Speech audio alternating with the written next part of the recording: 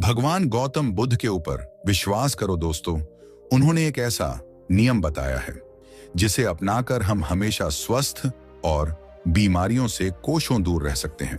और वह कौन सा नियम है? आज की वीडियो में हम वही जानेंगे।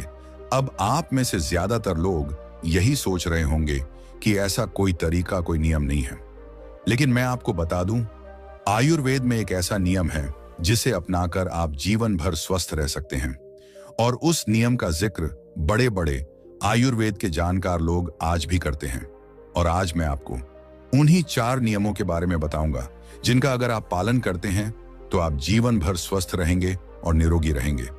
इन नियमों का पालन करने से आपको कभी भी गैस, अपच, एसिडिटी, जोड़ों में दर्द, कमर दर्द, हाथ पैरों में दर्द, मोटापा, बीपी, शुगर, सर्दी जुकाम, खांसी, दिल से संबंधित बीमारियां नहीं होंगी।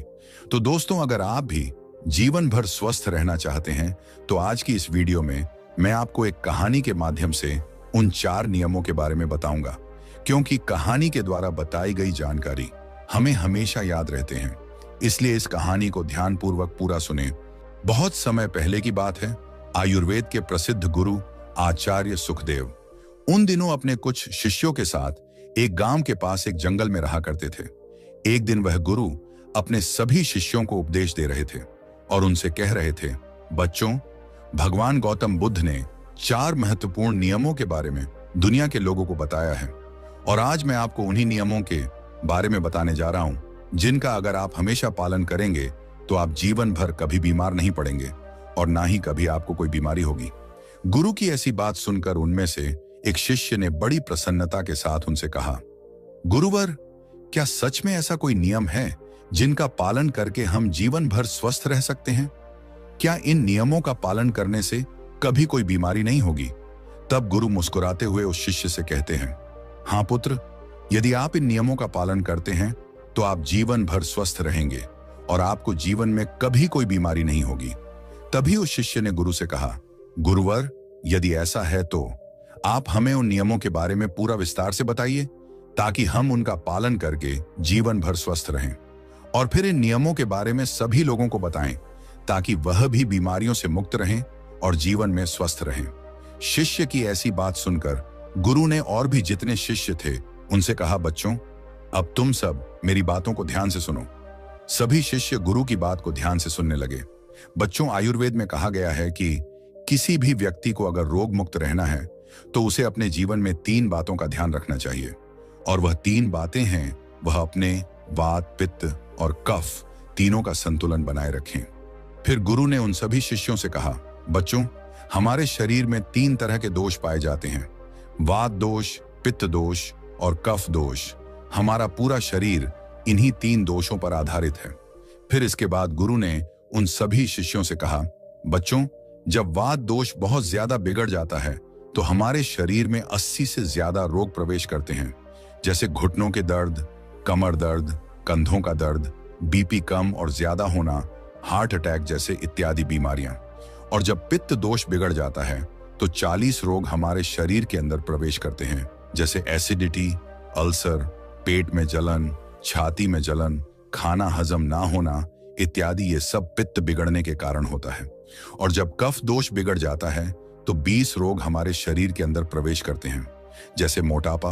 और जब मोटापा बढ़ जाता है तो 20 रोग आ जाते हैं शरीर में। इसके बाद गुरु उन सभी शिष्यों से कहते हैं, बच्चों, सर्दी, खांसी, जुकाम से लेकर जितनी भी बड़ी बड़ी बीमारियां हैं, कैंसर तक जो आखिरी रोग माना जाता है, वह वात, पित्त, कफ के बिगड़ने के कारण ही होते हैं।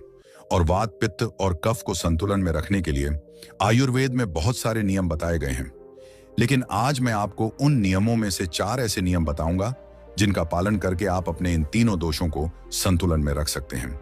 फिर गुरु उन सभी शिष्यों से कहते हैं, बच्चों, अगर आपके वात, पित्त और कफ तीनों दोष संतुलन में रहे तो इसके लिए आपको पहला नियम अपनाना है। और वह नियम यह है कि आपको खाना खाने के तुरंत बाद पानी नहीं पीना चाहिए। और आपको ऐसा क्यों नहीं करना चाहिए, इसके बारे में आप ध्यान से सुनो। बच्चों, बहुत से लोग खाना खाने के तुरंत बाद पानी पी लेते हैं और कुछ लोग बिना पानी के खाना ही नहीं खाते। कुछ लोग एक निवाला खाने के बाद एक घूंट पानी पीते हैं। लेकिन खाना खाने के बाद पानी कभी नहीं पीना चाहिए, क्योंकि अगर भोजन के अंत में पानी पियोगे तो वह जहर पीने के जैसा होगा। इसलिए कभी भी खाने के तुरंत बाद पानी नहीं पीना चाहिए, क्योंकि जब हम खाना खाते हैं तो पेट में सारा खाना एक जगह जाकर इकट्ठा हो जाता है। हमारे पेट में एक स्थान होता है जिसे हम जठर कहते हैं। यह जठर हमारे पेट में छोटा सा स्थान है और यह स्थान आपके पेट में नाभि के बाएं तरफ होता है। और जो भी आप खाते हैं, रोटी चावल, छाछ, दूध, दही, कुछ भी खाओ, वह सारा का सारा इसी स्थान पर आकर इकट्ठा हो जाता है। जठर में जैसे ही खाना इकट्ठा होता है तो उसमें आग जलती है और उस आग को हम जठर अग्नि कहते हैं, यानी जठराग्नि। जब आप खाना खाते हो तो पेट में जठराग्नि जलती है और वह जठराग्नि खाने को पचाती है। वह जठराग्नि हमारे पेट के खाने को इस तरह से पचाती है जैसे रसोई घर का चूल्हा खाने को पकाता है। अगर बच्चों, आप अपनी रसोई में अग्नि जलाओ, उसके ऊपर दूध रख दो और उसमें थोड़े से चावल डाल दो, अग्नि जब तक जलती रहेगी, खीर तब तक बनती रहेगी। और ऐसे ही हमारे पेट में होता है। जैसे ही आप खाना खाते हैं, पेट में अग्नि जलने लगती है और जब तक आग जलती है, खाने को पचने की प्रक्रिया चलती रहती है। जैसे रसोई में खाना पकता है, वैसे ही पेट में भी खाना पकता है। जब आपने खाना खाया तो पेट में अग्नि जली और वह खाने को पचाएगी। लेकिन अगर आप खाना खाने के तुरंत बाद घटाघट पानी पिलोगे और वह भी ठंडा पानी पी लोगे तो उससे आपकी अग्नि बुझ जाएगी। जब हम अग्नि के ऊपर पानी डालेंगे तो अग्नि बुझ जाएगी, क्योंकि अग्नि और पानी की कोई दोस्ती नहीं है। जब आपने खाना खाया और ऊपर से पानी पी लिया तो वह पानी आपके पेट में जल रही अग्नि को शांत कर देगी और वह अग्नि बुझ जाएगी। जैसे जलती हुई आग पर हम पानी डालते हैं और वह आग बुझ जाती है, उसी प्रकार से आपके पेट में जल रही अग्नि भी पानी पीने से बुझ जाएगी और फिर खाना पचेगा ही नहीं। फिर वह पेट में पड़ा पड़ा सड़ने लगेगा और सड़ा हुआ खाना आपके लिए विष की तरह काम करेगा और आप जिंदगी भर बीमार पड़ते रहेंगे। फिर इसके बाद गुरु उन सभी शिष्यों से कहते हैं, बच्चों, आपने देखा होगा कि कई लोगों को पेट में बहुत ज्यादा गैस बनती है और यह गैस उन्हीं को बनती है जिनका खाना हजम नहीं होता। कई लोगों को पेट में जलन होती है और यह जलन उन्हीं को होती है जिनका खाना नहीं पचता। कुछ लोगों का पेट एकदम से फूल जाता है और यह भी तभी होता है जब खाना पचता नहीं है। और जब खाना पचेगा नहीं तो वह सड़ेगा और जब खाना सड़ेगा तो वह विष पैदा करेगा और वह विष आपको बीमार करेगा। इसलिए खाना खाते ही पानी नहीं पीना चाहिए। गुरु की ऐसी बात सुनकर उनमें से एक शिष्य गुरु से कहने लगा, गुरुदेव, अगर खाना खाने के बाद हमें पानी नहीं पीना है तो हमें कितनी देर के बाद पानी पीना चाहिए? तब गुरु ने इस बात का जवाब देते हुए कहा, बच्चों, आपको पानी कम से कम 1 घंटे तक नहीं पीना है। 1 घंटे के बाद आप पानी पी सकते हैं और 1 घंटे तक पानी आपको इसलिए नहीं पीना है क्योंकि यह जो पेट में अग्नि जलने की प्रक्रिया है वह लगभग 1 घंटे तक ही चलती है। उसके बाद पेट में अग्नि अपने आप शांत हो जाती है और उसके बाद आप पानी पी सकते हैं। बच्चों, मान लो अगर आपने खाना 10 बजे खाया है तो आप 11 बजे पानी पीजिए और अगर आप 11 बजे खाते हैं तो 12 बजे पानी पीजिए, यानी 1 घंटे बाद पानी पिए। जब गुरु यह सब बता रहे थे तभी उनमें से एक शिष्य ने गुरु से पूछा, गुरुदेव, क्या हम खाना खाने से पहले पानी पी सकते और क्या हम खाना खाने के बीच में पानी पी सकते हैं? तब गुरु ने उस शिष्य की बात का जवाब देते हुए कहा, बेटा, आप खाना खाने के 40 मिनट पहले पेट भर के पानी पी सकते हैं और यदि आपको खाना खाने के बीच में पानी पीना है तो आप 1 घूंट पानी पी सकते हैं। इससे ज्यादा आपको पानी नहीं पीना है। गुरु जब यह बात उस शिष्य को बता रहे थे तभी एक दूसरे शिष्य ने उनसे सवाल किया, गुरुवर, अगर हम पानी नहीं पी सकते तो फिर हम खाना खाने के बाद क्या पी सकते? क्योंकि खाना खाने के तुरंत बाद हमें बहुत तेज प्यास लगती है। तब गुरु ने उसकी बात का जवाब देते हुए कहा, बच्चों, खाना खाने के बाद पानी तो नहीं पी सकते, लेकिन अगर आप खाना खाने के बाद कुछ पीना चाहते हैं तो आप दही की लस्सी पी सकते हैं, छाछ पी सकते हैं, दूध पी सकते हैं। खाना खाने के तुरंत बाद आप फलों का रस पी सकते हैं, लेकिन पानी आपको 1 घंटे बाद ही पीना है। एक बात आपको और ध्यान रखनी है, सुबह का आप जो नाश्ता करते हैं और उस समय आपको प्यास लगती है तो उस समय आप फलों का रस पीजिए और दोपहर का खाना खाने के बाद आप लस्सी, छाछ पीजिए और रात का खाना खाने के बाद आप दूध पीजिए। जो भी लोग इस नियम का पालन करते हैं, जीवन में कभी भी उनको रोग नहीं होंगे और वात, पित्त, कफ, ये तीनों ही एक छोटे से नियम से संतुलन में आ जाएंगे। इसके बाद गुरु ने उन सभी शिष्यों को दूसरा नियम बताते हुए कहा, बच्चों, दूसरा नियम यह है कि जब भी आप पानी पिए तो पानी को घूंट घूंट करके ही पिए। जिस तरह से आप चाय को पीते हैं इस तरह से आप पानी को भी पिए। जैसे आप चाय को शिप शिप करके पीते हैं उसी तरह से पानी को भी घूंट घूंट करके पीजिए। लेकिन बच्चों, बहुत से लोग पानी का गिलास लेते हैं और उसे मुंह से लगाकर गटागट पानी पी लेते हैं, और यह तरीका बिल्कुल गलत है। आप एक बार में एक घूंट पानी ही पिएं, क्योंकि इससे आपके मुंह की लार उस पानी में मिल जाती है और फिर वह पेट के अंदर जाती है।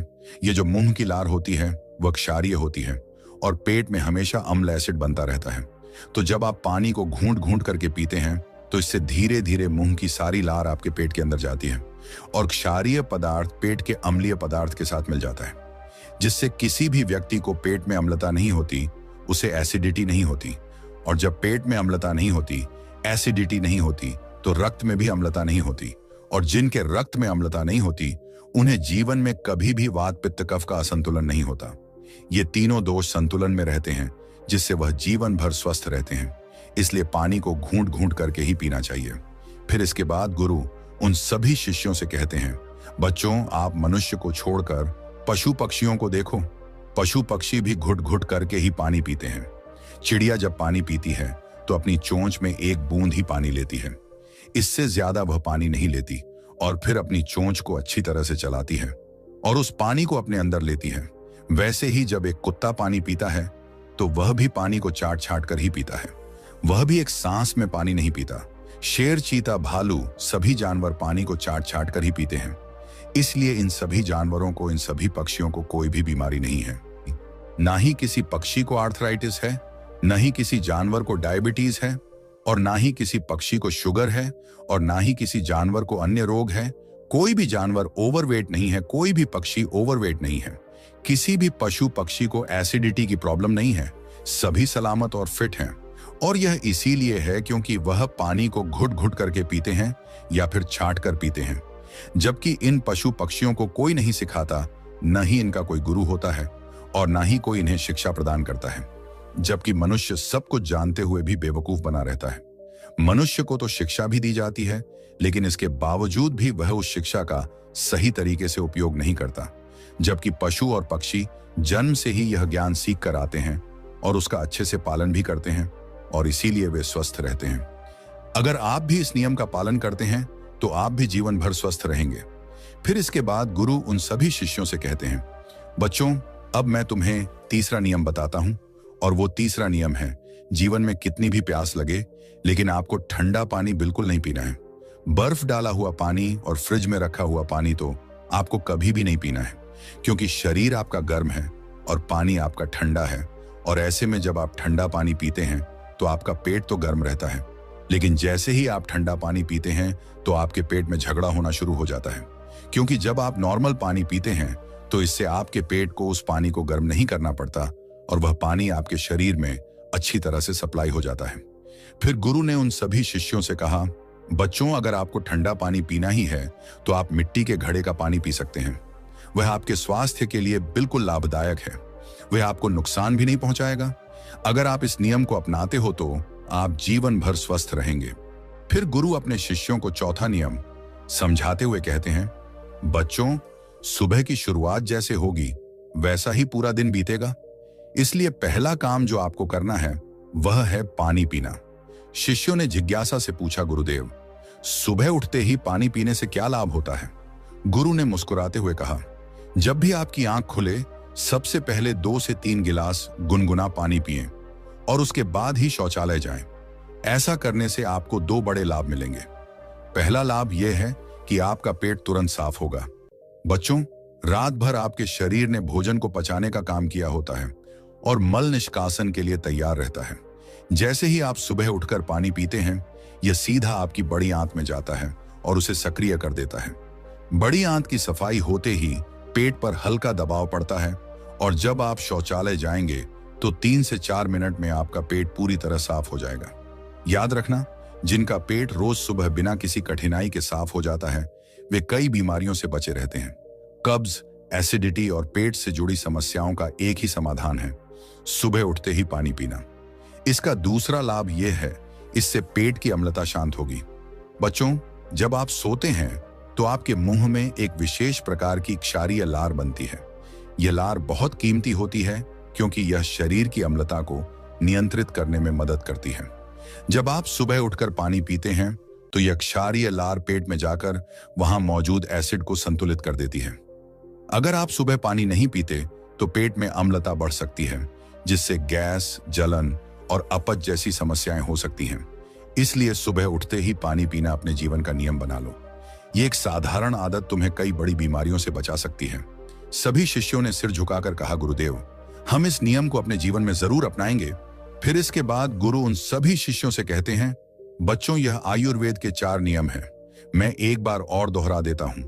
सबसे पहला नियम, आपको खाना खाने के तुरंत बाद पानी नहीं पीना है। दूसरा नियम यह है कि आपको पानी को एक सांस में नहीं पीना है, पानी को घुट घुट करके पीना है। तीसरा नियम, आपको ठंडा पानी कभी भी नहीं पीना है।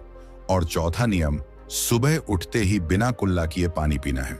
ये नियम जिन्हें अगर आप अपने जीवन में अपनाते हैं तो आप जीवन भर स्वस्थ रहेंगे और आपको कभी कोई बीमारी नहीं होगी। इसलिए इस नियम का पालन करें। इतना कहने के बाद गुरु शांत हो गए।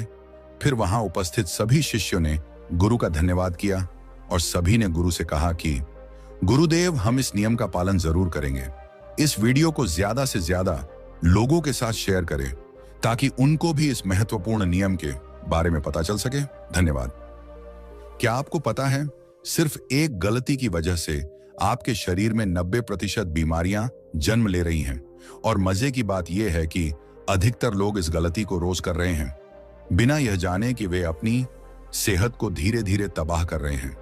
अब जरा सोचिए, अगर आपको सिर्फ एक छोटा सा बदलाव करने से इस परेशानी से छुटकारा मिल जाए तो क्या आप इसे अपनाना चाहेंगे? एक ऐसा बदलाव जो आपकी पाचन शक्ति को मजबूत कर सकता है, मोटापा, गैस, एसिडिटी और कई गंभीर बीमारियों को रोक सकता है। आज की इस वीडियो में हम आपको एक बेहद आसान लेकिन चमत्कारी तरीका बताएंगे जिसे अपनाकर आपके शरीर की 90% समस्याएं खुद ब खुद ठीक हो जाएगी। अगर आपने सिर्फ 1 महीने इस नियम का पालन कर लिया तो आपको खुद एहसास होगा कि आपकी सेहत कितनी बेहतर हो गई है। लेकिन एक गलती मत करिए।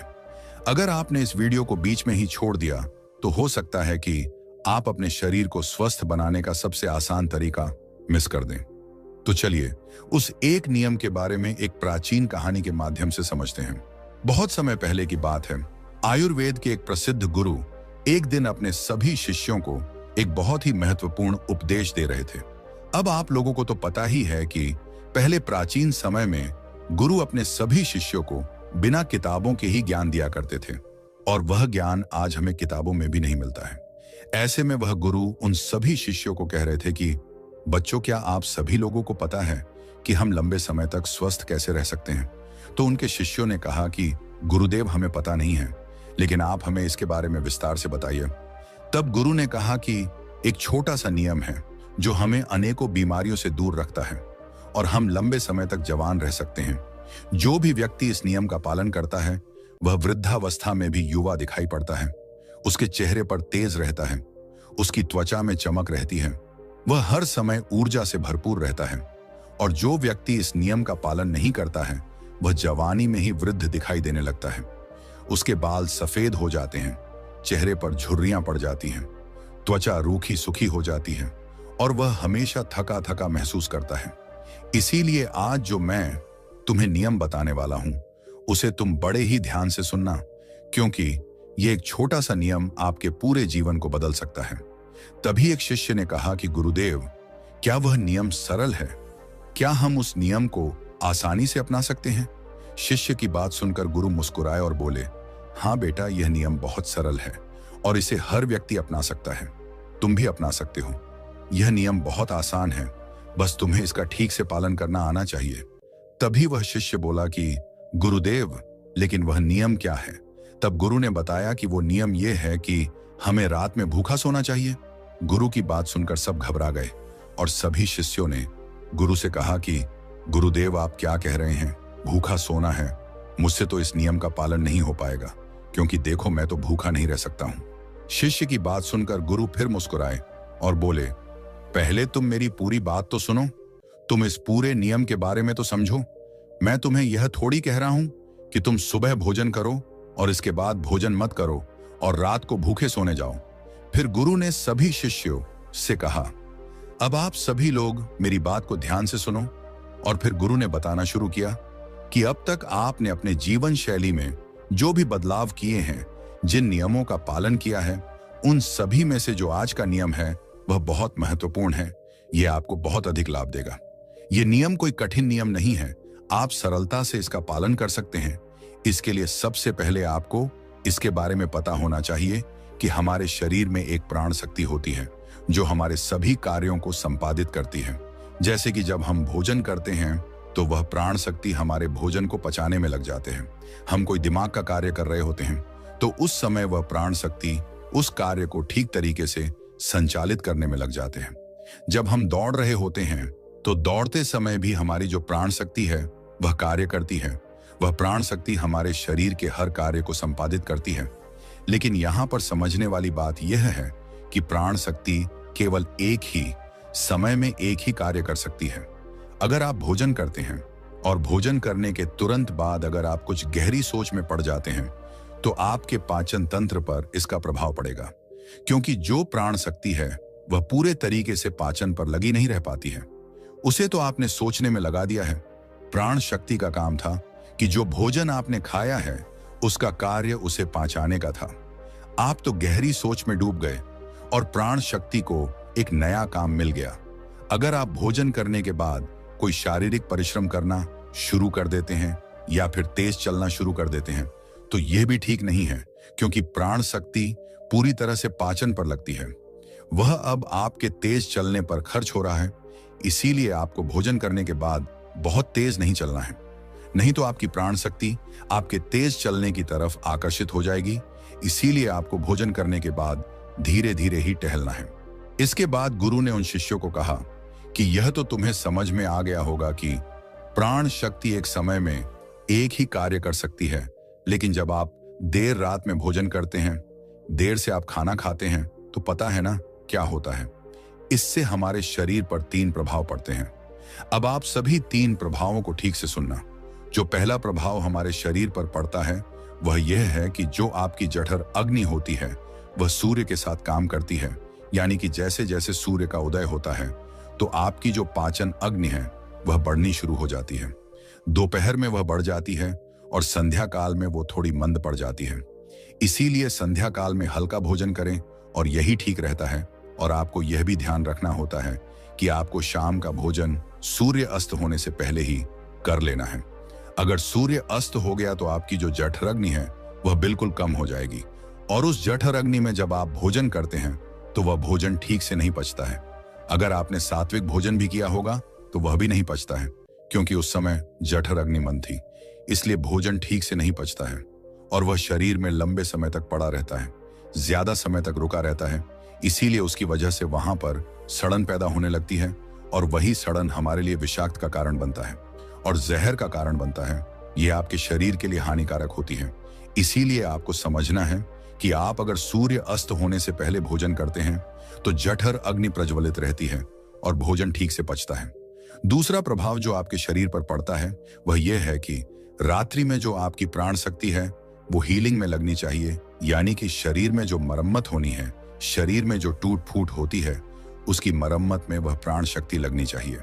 लेकिन अक्सर लोग क्या करते हैं, भोजन करते हैं और सो जाते हैं, जो कि बहुत गलत है। क्योंकि मैंने आपको पहले ही बताया कि प्राण शक्ति एक समय में एक ही कार्य करती है। लेकिन जब आप खाना खाकर तुरंत सोने चले जाते हैं तो आपकी प्राण शक्ति पूरी तरह भोजन को पचाने में लगी रहती है और इस वजह से वह हीलिंग का कार्य नहीं कर पाता है और वह शरीर की मरम्मत भी नहीं कर पाती है। और जब वह प्रक्रिया निरंतर चलती रहती है, यानी कि आप खाते हैं और सो जाते हैं, तो फिर बहुत सारी बीमारियां शुरू होने लग जाती हैं, क्योंकि आपके शरीर की मरम्मत हो ही नहीं पाती है। आपकी प्राण शक्ति ठीक से अपना कार्य नहीं कर पाती है और वह मरम्मत का कार्य नहीं कर पाती है और इसी वजह से अनेक बीमारियां पैदा हो जाती हैं। तीसरा प्रभाव जो हमारे शरीर पर पड़ता है या आता है वह यह है कि जब आप भोजन करने के तुरंत बाद सोने चले जाते हैं तो आपका दिमाग कहता है कि मुझे तो नींद चाहिए और आपका शरीर भी यही कहता है कि मुझे तो नींद चाहिए। लेकिन आपका पाचन तंत्र क्या कहता है कि अभी मैं सक्रिय हूं, मुझे तुमने काम दिया है, अब इस काम को मुझे करना है। तो आप भी जागते रहोगे, तभी तो मैं अपना कार्य ठीक से कर पाऊंगा। यानी कि 2 विरोधाभासी स्थितियां पैदा हो जाती हैं। दिमाग की तरफ से सो जाओ और पेट की तरफ से जागो। ऐसी स्थिति में नींद गहरी नहीं हो पाती है और गहरी नींद ना होने के कारण शरीर को आराम भी नहीं मिल पाता है। आप सो तो जाते हैं 7 घंटे 8 घंटे, लेकिन सुबह उठने में आपको कठिनाई होती है। आप दिन भर ऊर्जावान महसूस भी नहीं कर पाते हैं और ऐसा इसलिए होता है क्योंकि रात भर प्राण शक्ति ठीक से शरीर की मरम्मत, शरीर की हीलिंग का काम नहीं कर पाई। आपकी जठर आग्नि, आपकी प्राण शक्ति पूरी तरह से पाचन तंत्र पर केंद्रित रही। उसने पूरी रात भोजन को पचाने में ही अपना समय लगा दिया और फिर जैसे आप सुबह उठते हैं तो हम उठते ही फिर कुछ खा लेते हैं और इसी वजह से बार बार खाने से हमारी प्राण शक्ति पूरी तरह से पाचन पर ही लगी रहती है और शरीर के दूसरे कार्य मंद पड़े रहते हैं, जो कि शरीर के लिए बहुत जरूरी थे। ये 3 प्रभाव थे जो हमारे शरीर पर पड़ते हैं। अगर आप सूर्य अस्त होने के बाद भोजन करते हैं और भारी भोजन खाते हैं, इससे आपकी पाचन प्रणाली पूरी तरह से बिगड़ जाती है, खत्म हो जाती है और फिर आप इसे ठीक करने के लिए चूरन लेते हैं, अनेक प्रकार के तरीके अपनाते हैं, तब भी ये ठीक नहीं हो पाते हैं। लेकिन जो स्वाभाविक प्रणाली है उस पर तो आप ध्यान नहीं देते हैं। ये स्वाभाविक प्रणाली जो परमात्मा ने आपको दिया है, जिससे आपका शरीर खुद ही खुद को साफ कर लेता है, खुद ही खुद की बीमारियों को ठीक कर लेता है। फिर गुरु सभी शिष्यों से कहते हैं कि अब मेरी बात को ध्यान से सुनो। शरीर अपनी बीमारियां अपने आप ठीक करेगा, लेकिन उसके लिए तुम्हें क्या करना है, इस बात को समझो। इसके लिए आपको 7 बजे से पहले अपना आहार लेना है। अगर आप 7 बजे से पहले भोजन कर लेते हैं तो उसके बाद आप 10 बजे तक सोने के लिए जाते हैं, तो आपके पास लगभग 3 घंटे का समय होता है।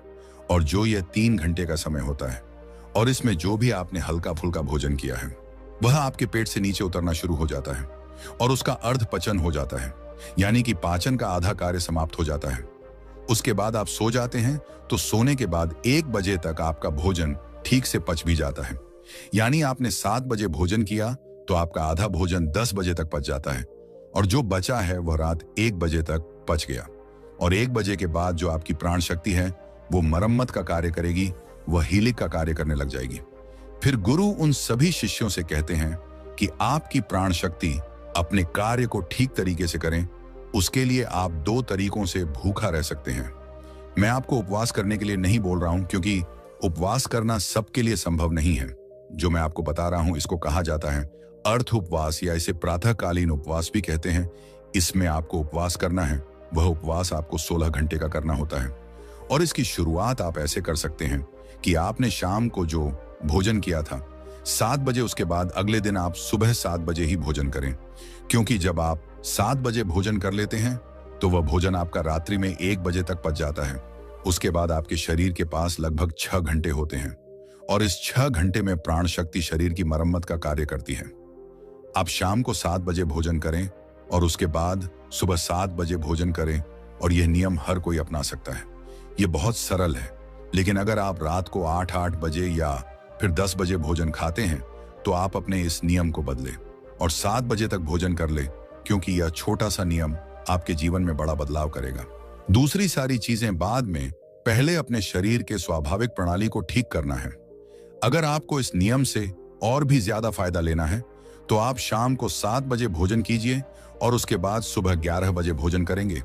अगर आप 7 से 11 बजे भोजन करते हैं तो आपके शरीर के पास 16 घंटे होते हैं, जिसमें वह भोजन का पाचन भी करेगा और उस भोजन को पचाने के बाद वो मरम्मत का काम करना शुरू कर देगा। इस प्रकार से जब आप अपने शरीर को आराम देते हैं, पाचन तंत्र को रिलैक्स होने देते हैं, प्राण शक्ति को अपना कार्य करने देते हैं, तो यह प्राण शक्ति आपकी पूरी शरीर को प्रभावित करेगी, पूरे सिस्टम को ठीक करेगी और आपको यह प्रभाव 20 दिन में दिखना शुरू हो जाएगा। अगर आपको कोई गंभीर बीमारी है तो वो ठीक होना शुरू हो जाएगी। अगर आपकी त्वचा खराब है तो वह भी ठीक होने लगेगी। आपकी त्वचा ग्लो करेगी। अगर आपके बाल बहुत ज्यादा झड़ते हैं तो आपके बाल भी मजबूत होंगे। अगर आप बहुत थका थका महसूस करते हैं तो आप ऊर्जावान महसूस करने लगेंगे। अगर आपको कोई मानसिक समस्या है, चिंता है, तनाव है, तो आपकी चिंता और तनाव भी दूर हो जाएगा। जो विद्यार्थी पढ़ते तो है लेकिन उनको याद नहीं रहता है, तो उन्हें भी पढ़ी हुई चीजें जो है वह याद रहने लगेगी। आपको पता है कि हमें कोई चीज याद क्यों नहीं रहती है? क्योंकि हमारा दिमाग रिलैक्स नहीं रह पाता है, क्योंकि हमारी प्राण शक्ति पूरी तरह से हमारे भोजन को पचाने में लगी रहती है और वह दिमाग की तरफ जा ही नहीं पाती है।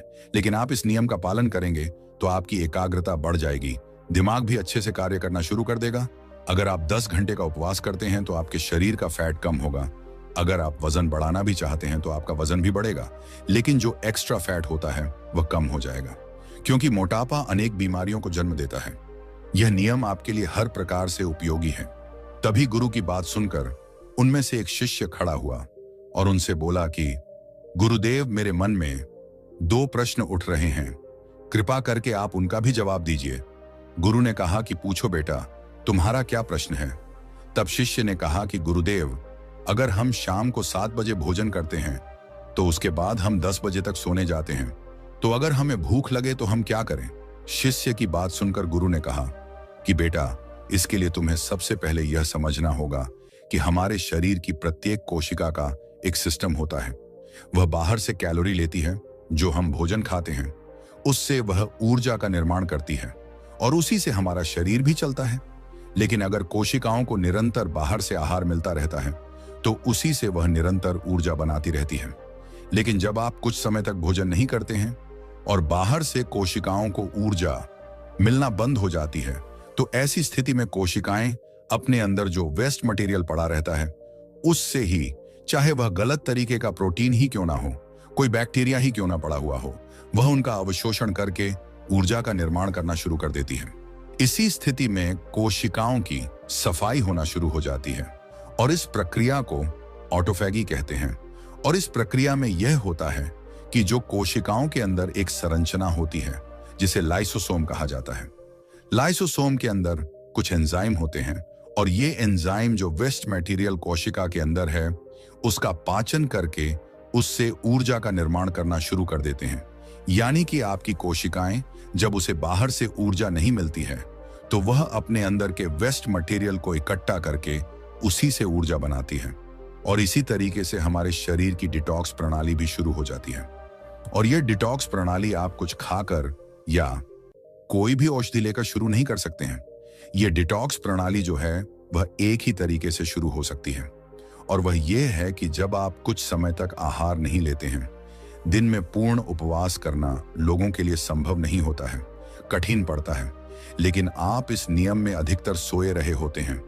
तो अगर आप 16 घंटे का नियम अपनाते हैं, शाम को 7 बजे तक भोजन करके अगले दिन 7 बजे या फिर हो सके तो 11 बजे भोजन करते हैं, तो इससे भी आपको कोई कठिनाई नहीं होगी, क्योंकि इस समय भी आप अधिकतर समय सो रहे होते हैं। और उसके बाद आप अपने सुबह के नियम और प्रक्रिया पर लगे रहते हैं, जिससे समय निकल जाता है और आपको भूख का एहसास नहीं होता है। फिर गुरु ने सभी शिष्यों से कहा कि बेटा, अगर आपको 7 बजे खाना खाने के बाद भी भूख लगती है तो आप उस समय नारियल पानी ले सकते हैं, क्योंकि यह आपकी डिटॉक्स प्रणाली में कोई बाधा नहीं बनता है। इसके साथ आप एक कार्य कर सकते हैं जिससे कि आपकी भूख पर प्रभाव भी पड़ेगा और जो आपकी डिटॉक्स प्रणाली है वह भी बेहतर तरीके से काम करने लगेगी। इसके लिए आपको सोने से पहले त्रिफला चूर्ण का प्रयोग करना है। जब आप सोने जाएं तो उससे पहले 1 गिलास हल्के गुनगुने पानी में आधा छोटा चम्मच या फिर 1 छोटा चम्मच त्रिफला चूर्ण को अच्छे से मिलाकर उसे पी लें। जब हम त्रिफला चूर्ण का सेवन करके सोते हैं तो इससे डिटॉक्स प्रणाली और भी बेहतर तरीके से काम करने लगती है। जिनका मल बहुत ज्यादा रुकता है, जिनको कब्ज की शिकायत रहती है, उनके लिए यह वरदान है। इतना सब बताने के बाद वह गुरु शांत हो जाते हैं। फिर सभी शिष्यों ने गुरु का धन्यवाद किया और सभी अपने अपने काम में लग गए। इस वीडियो में बताई गई जानकारी को उपयोग में लाने से पहले एक बार किसी विशेष चिकित्सक से सलाह जरूर कर ले। धन्यवाद आपका।